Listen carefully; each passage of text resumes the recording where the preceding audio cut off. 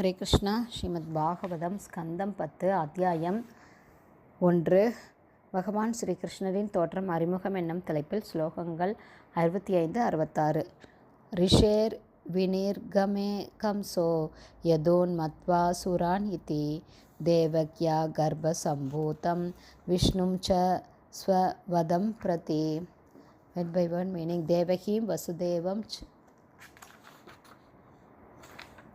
பதம் 66. தேவகீம் வசுதேவம் ச நிக்ருஹ்ய நிகடைர் கிருஹே ஜாத்தம் அஹன் புத்திரம் தயோர் அஜன சங்கயா.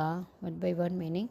ரிஷே மாமுனிவரான நாரதரின் வினிர்கமே தகவல் அளித்த பிறகு புறப்பட்டதும் கம்சன் யது வம்சத்தினர் அனைவரும் மத்வா என்றனே சுரான் தேவர்கள் இத்தி இவ்வாறாக தேவகியா தேவகியின் கர்ப்ப சம்பூதம் கர்ப்பத்திலிருந்து பிறந்த குழந்தைகளை விஷ்ணுவாக ஏற்று மேலும் ஸ்வவதம் பிரதி விஷ்ணுவால் தனக்கு மரணம் சம்பவிக்கப் போகிறது என்று அஞ்சி தேவகியை வசுதேவம் மற்றும் அவளது கணவனான வசுதேவரை நிகிருக சிறைப்படுத்தி நிகடை இரும்பு சங்கிலிகளால் கிருகே வீட்டு சிறைவாசம் ஜாத்தம் ஒன்றன் பின் ஒன்றாக பிறந்த ஒவ்வொருவரையும் அகன் கொன்றான் புத்திரம் மகன்களை தயோ வசுதேவர் மற்றும் தேவகியின் அஜன சங்கையா அவர்கள் விஷ்ணுவாக இருப்பார்களோ என்ற சந்தேகத்தில். டிரான்ஸ்லேஷன்.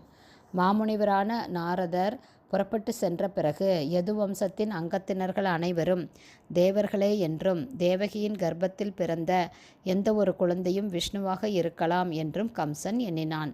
தன் மரணத்திற்கு அஞ்சிய கம்சன் வசுதேவரையும் தேவகியையும் கைது செய்து அவர்களை விலங்கிலிட்டான்.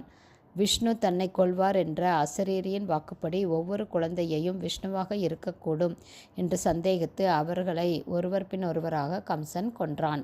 பர்பட் பை ஷில பிரபாத். ஜெய் ஷில பிரபாத்.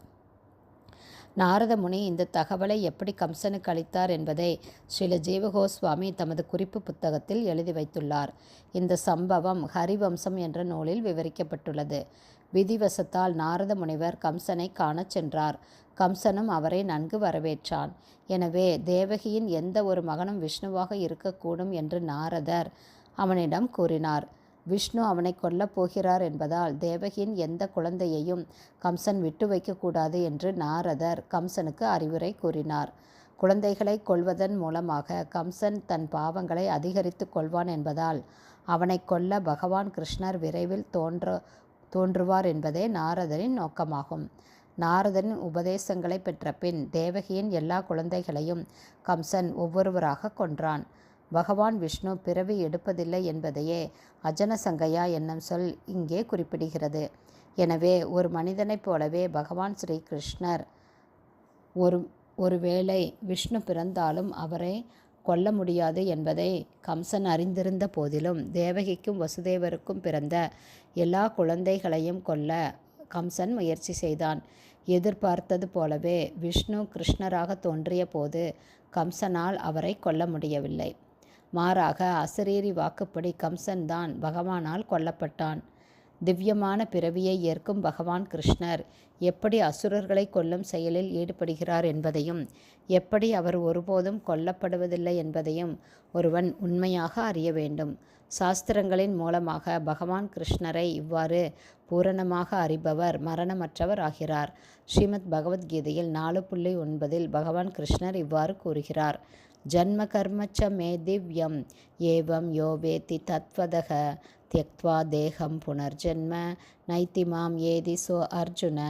எனது தோற்றம் மற்றும் செயல்களின் உன்னத இயற்கையை அறிபவன் உடலை விட்ட பின் இந்த ஜட உலகில் மீண்டும் பிறப்பதில்லை.